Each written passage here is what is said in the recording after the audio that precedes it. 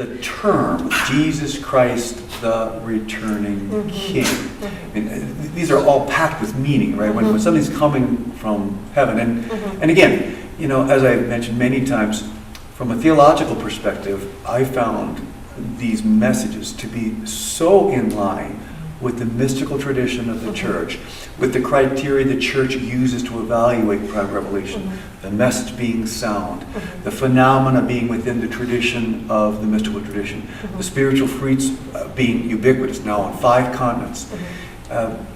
So within that context, Jesus Christ, the returning King, what does he mean by that title? Well, we know that Jesus initially came as an infant in a manger, and then he's returning. When he returns, he will come as a king. In this middle time, he's asking to return to the world with power and force, as Bernard of Clairvaux says, through you and I. But he's looking for, he needs people who will allow that, receive Christ, you know, let him expand in me. And then from that flows out to other people.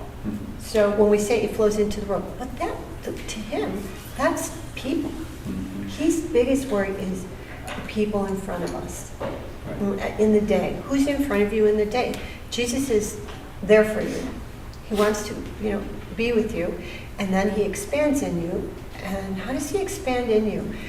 By studying your virtues and trying to increase them. So you look at everything you're doing right and do more of that. And then Christ expands in you. Like he takes up more space and it flows out into other people. Right. You mentioned Bernard of Clairvaux. Oh, he's coming through. He's returning through you and through me. And that's the returning. I am returning now, initially, and at the advent of the second coming, through you and through me. Right.